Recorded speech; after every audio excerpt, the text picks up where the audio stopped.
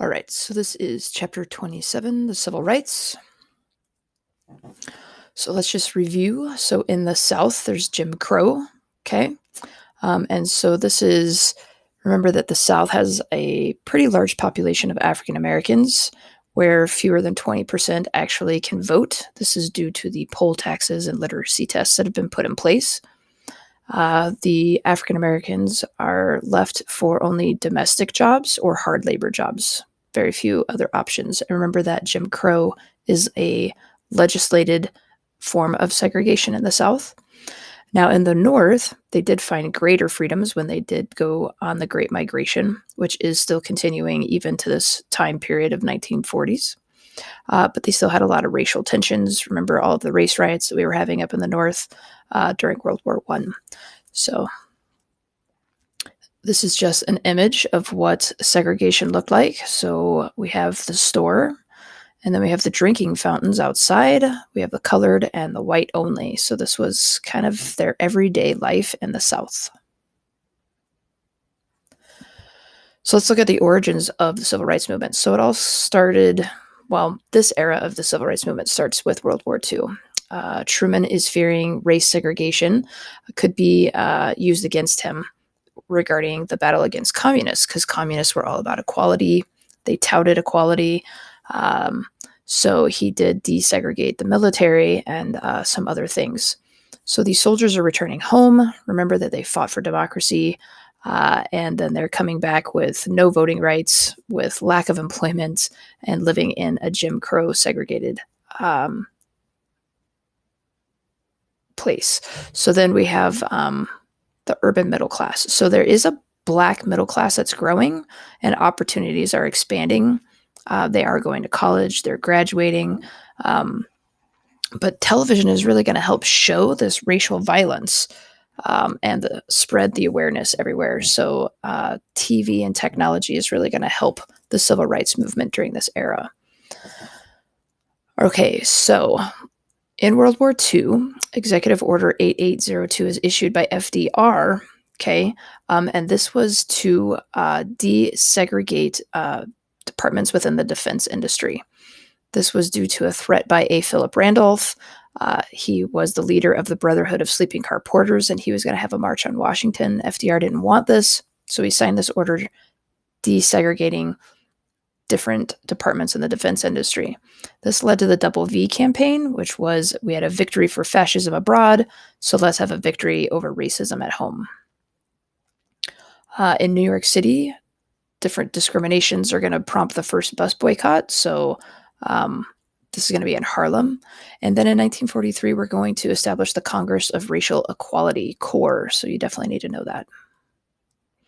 So this is an image showing the different migrations that were happening. So we had white flight, that's going to be your green arrows, okay, people leaving the South. And then we're going to have the African American migration, so the Great Migration.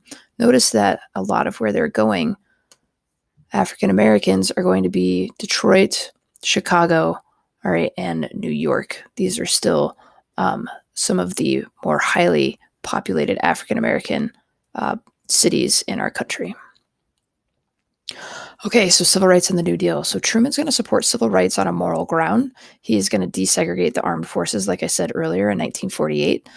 So the Korean War will be the first desegregated military action. Southern Democrats are not going to really be for this, so they're going to establish the Dixiecrats. So the Dixiecrats, which are led by Strom Thurmond, definitely a name that you should know, they're going to separate from Truman. So basically, there's going to be Democrats that are sort of okay with desegregating things, and then there's going to be the white supremacy, desegregation is bad, Dixiecrats that are going to establish themselves. Okay. So Truman, fearing this racism, he's struggling with it due to the battle against communism, because communism is all about equality. So McCarthyism, being the hunt for subversives at home, they target the NAACP. They call them anti-American, and the southern states shut many of their offices down. So let's look at Mexican Americans. Um, Texas also has poll taxes, which is going to disenfranchise Mexican Americans. There's going to be neighborhoods of Mexican Americans separated from the whites, and there's also going to be schools that are going to be separate from the whites. So that's what's going on kind of in the Texas area.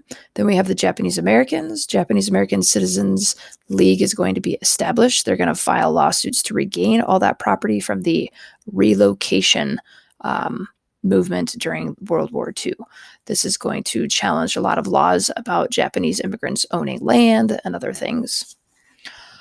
Okay, so let's take a look at Thurgood Marshall. Definitely a name you need to know and remember. He was refused admission to the University of Maryland, so he went to Howard University, where once he graduated, he went and he sued the University of Maryland and won. In 1950, he's going to argue before the Supreme Court that universities should not segregate Black students from college campuses. This will be a success. Then he's going to argue Brown v. Board. This is where Linda Brown was forced to attend a segregated school, which was much farther from home than the all-white elementary school. Marshall's going to argue that Brown was denied equal protection of the laws, so that's the 14th Amendment. And in 1954, the court is going to rule that separate educational facilities were not equal. So remember that separate but equal, Plessy v. Ferguson. All right, 1954, the Warren Court is going to say, nope, educational facilities, they are not equal, so therefore it's unconstitutional to segregate them. All right, so this is going to lead to a Southern Manifesto in 1956, whereby 101 Congress members are going to denounce the court's ruling. This then in turn results in an increase in KKK membership. And then in September 1957, we're going to have 9 Black students attempt to enroll in the all-white Little Rock Central High School. Eisenhower did not want to get involved in this. He was forced to get involved because the governor sent the National Guard to prevent the students from entering the high school. Eisenhower then sent 1,000 federal troops to escort the students into the high school. In order to combat this, what happened in Arkansas is they just shut down all of the schools for the rest of the year so that they didn't have to desegregate. These are some images of that. All right, so then let's look at the Montgomery bus boycott. So December 1st, 1955, Rosa Parks refuses to give up her seat. Rosa Parks is not just a sweet little old lady tired from her seamstress job. She is a trained NAACP advocate. She is trained in peaceful protest. She knew exactly what she was doing. Martin Luther King Jr. is a new pastor, and he's going to be called on to lead the boycott, which lasts 381 days, which results in the city buses almost going bankrupt because the largest population who rode the buses were the African Americans. So if they're boycotting and not riding the buses, there's nobody on the buses. So they almost went bankrupt. In November of 1956, the Supreme Court is going to rule that segregation on buses is unconstitutional. At that point, MLK is going to co-found the Southern Christian Leadership Conference with Reverend Abernathy. Okay, so you definitely need to know the SCLC as well as the CORE. So now we have 2 civil rights organizations. So let's go to Greensboro. All right, the sit-ins, February 1960. 4 Black college students are going to begin a sit-in at a whites-only lunch counter at Woolworth's. This is going to last for 3 weeks. Students are going to take turns. They are harassed. They are arrested. Woolworth's shuts down their doors, and then realizing that they're going to start losing money, they decide to desegregate all of their lunch counters, and the movement spreads. So this is an image of the treatment that was being done to these students. It was Black and white college students. The crowds were not the ones being arrested. Okay, it was the people sitting at the counter that were arrested. All right, so let's meet Ella Baker. Okay, Baker's going to work for SCLC. Okay, remember that's the organization that MLK just founded. She's going to also help organize the Student Nonviolent Coordination Committee, also known as SNCC, SNCC. You need to know all 3 of those. Okay, so SNCC is going to lead the sit-ins with more than 50,000 participants across the South. Northern students supported SNCC through fundraising efforts, so they were not alone. All right, from sit-ins, we're going to go to the Freedom Rides. So SNCC and CORE are going to organize in 1961 an effort to desegregate interstate travel through the South. These buses were attacked in Alabama. Students were beaten by KKK members. One bus was even firebombed by Alabama and Anniston. President Kennedy is very reluctant to get involved with this. He was really asking them to just stop, let time move forward. But as the beatings increase and the attacks increase, the Attorney General, Bobby Kennedy, does dispatch federal marshals to escort the Freedom Riders to their destination. Now, something to know is that one of the members of SNCC, Diane Nash, she's one of the founders, knew how dangerous this was going to be. And so she actually made everybody sign a last will and testament before getting on the buses. So they all knew the dangers that they were partaking in. They all knew the risks that were going on. This is just an illustration of the bus route. Over here is the firebombing. This is everybody originally leaving the north. Okay, so they left DC area. And this is all of them that got arrested. So again, remember that it's the bus riders being arrested, not the people attacking the bus riders. All right, so let's move to Birmingham. Probably one of the most segregated cities in the country during this time. So we refer to this as the Battle for Birmingham, okay? Tried to picket city departments and stores, but police came and met them with violence. They used dogs to attack them, electrical cattle prods to stop them, and fire hoses to push them back. All of this was televised, okay? So middle class, suburban, northern families are watching this on the news and getting affected because they're like, wait, that's not okay. This shouldn't be happening. So the television really is a huge impact for the civil rights movement. It's in Birmingham that we get the letter from Birmingham jail written while serving time. Okay, so MLK is writing this on scraps of paper. It is in reply to some ministers that wrote a letter that said, hey, you should just wait for change to happen. Thereby, the essence of the Birmingham letter is, we've been waiting for change. Change has never been happening, so it's time to make change happen. JFK is going to announce his plans for a new civil rights bill in 1963. This is a big deal. Unfortunately, then we're going to have some more violence. Medgar Evers, who is the president of the Mississippi branch of the NAACP, is murdered in his driveway. And if you've ever seen the movie The Help, this is the murder that occurred when the Black people were asked to get off of the bus, and then they had to run home to try to get to safety. So, all right, so then we're going to have the March on Washington, August 28th, 1963. Martin Luther King is going to address over 250,000 people who gathered at the Lincoln Memorial. There was some disagreement about the tactics used. John Lewis, who is later going to be a congressman, he was looking for a more radical tone during this time, and MLK was much more peaceful. So after JFK's assassination, remember he announced a new civil rights bill, Johnson's going to push this bill through, and he's also going to push through Title VII, which outlaws employment discrimination. So that's a big deal. So again, the battle for Birmingham, the use of dogs. This is being televised, does not make Birmingham look good. All right, next we're going to have Freedom Summer. Different from Freedom Riders, Freedom Summer, effort by civil rights organizations to register voters in the South, okay? 4 civil rights workers are going to be murdered. 37 churches are going to be bombed. The Mississippi Freedom Democratic Party is going to be founded in response to all of this. They are going to demand a seat at the Democratic National Convention, and this is going to be denied to them. Then we're going to go to Selma and the Voting Rights Act. So again, SCLC calls for a march from Selma to Montgomery.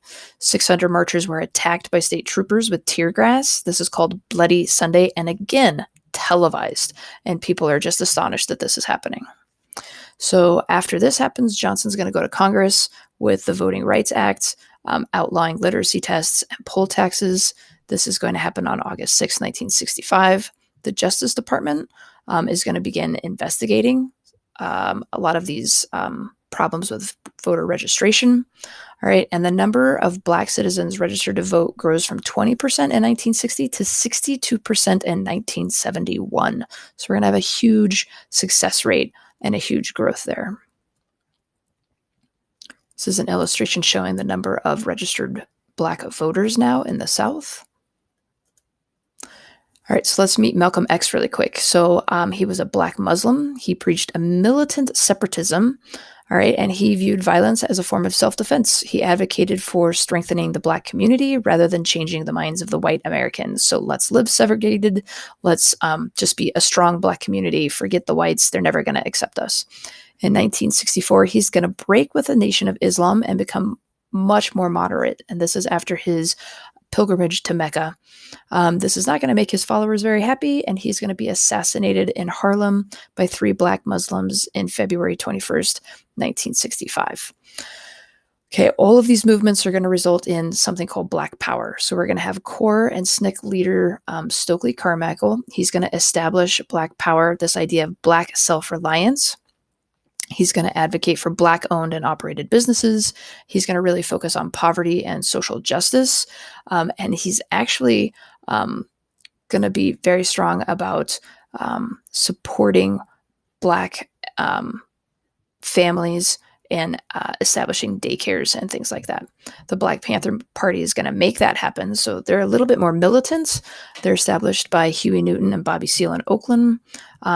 They are actually fighting about the Second Amendment, saying that if white people can carry their guns, so should Black people, because as citizens, they all have a Second Amendment right. This was not looked at kindly.